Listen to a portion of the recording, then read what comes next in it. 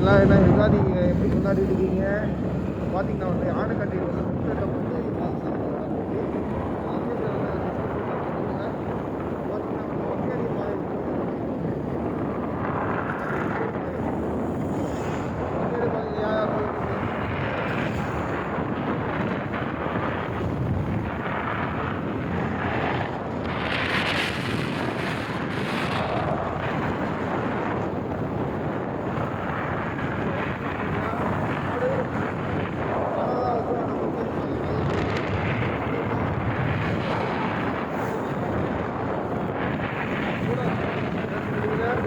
பார்த்தீங்கன்னா ஆனைக்கட்டி